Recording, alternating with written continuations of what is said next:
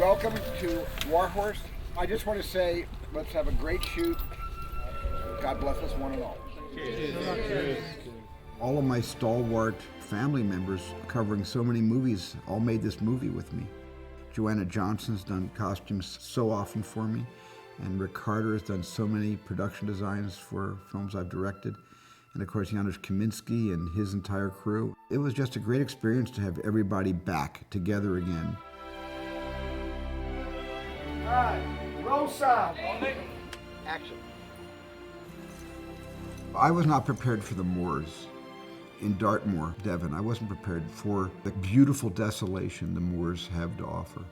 It used to be just tall, proud trees, and it was deforested hundreds of years ago and never grew back. Now it's just desolate, rocky hills. But then every variety of sky you can imagine came pouring over, and I'd see a sky on its way, and I go, quick, now we're gonna go to scene 7A. Forget we're shooting 4B. We're going to 7A. Here come the clouds we need, you know, and bang, the crew is so mobile and fluid. We could quickly shoot something that allowed nature to help tell the story. Dartmoor was predominantly cold, but it's a beautiful, beautiful place. Everywhere you turned the camera, there was just another gorgeous shot. When we were down there scouting, out in the middle of nowhere, there was an old ruin that had been there for a long, long time. There was a sort of a derelict, partial building that we found that we made into the farmhouse. It's one of those places where the landscape just speaks to you. England is one of my favorite countries to work in because you get these beautiful pastures with old little villages and churches and thick patches of sun that quickly move across the landscape. So it's very visually stimulating. All right, here we go. Guys, stand by to shoot. The village was offered to us as almost a movie set in waiting.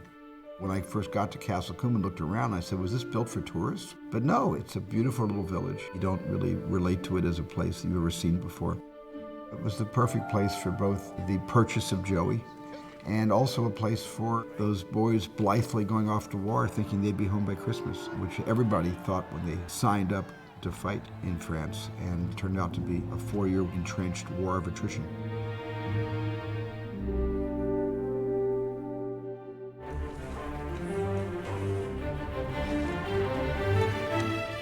We made probably 85% of the costumes of this film. My military group get more excited than life itself about something like this. We don't think there's been anything of the First World War of this sort of scale for a while, so that's been very thrilling. All right, gentlemen, listen here. The officers would have had their clothes made for them to conform to the conventions, but they all had different cloths and slightly different colours, and so if you really look closely, there's a lot of detail. There's an elegance to the costumes. Joanna was saying how they were really gentlemen first and soldiers second. I think there is something quite heroic and extraordinary about men riding into battle on horses. But I think there is a massive amount of vanity that went with all of that. Roll sound, please. Roll and slating. The cavalry charge made me think differently about the whole movie because Stephen had an image in his mind about reeds blowing a little bit of pollen, and out of it come these soldiers that rise up, and now they're going to move from that idyllic backlit image all the way across into the field and then through a camp and then into a dark forest. I think that transition is really the beginning of the journey into the darkness. Rick Carter was allowed to build some of his sets on the Wellington estate. Thousands of beautiful acres in England, and we were able to go there and shoot so much of the picture. But this is very much old-fashioned filmmaking. It's the First World War. We're dealing with beautiful costumes. We're dealing with beautiful composition. You've got great landscape. You've got hundreds of extras. Nobody makes movies like that anymore but Steven Spielberg. It was interesting because Janusz found a way to capture an overall feeling and look. It was quite a challenge because we go from this bucolic, lush landscape into all sense of color dissipating. For the third act, you arrive in no man's land, and now it's absolutely barren of life. Of all the work he did on Warhorse, this was the most extraordinary thing. Rick Carter found an old airfield. He took that flat land, and he turned it into no man's land, 1917. Action, boys, action!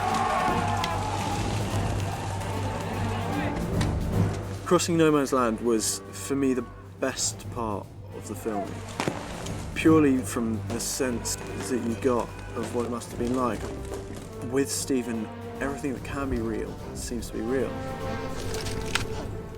It's important making a movie like this to try to capture the reality of all the different sides of the war. What Joanna was doing with the costumes and what Rick was doing with the set design really gives the movie quite an amazing look.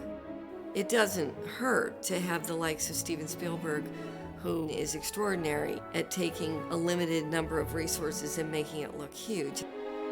I really wanted to make Warhorse because I really think it says a lot about courage.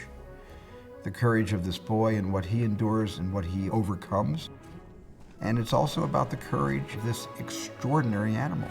And that was the underlying subliminal theme that I think informs every frame of Warhorse.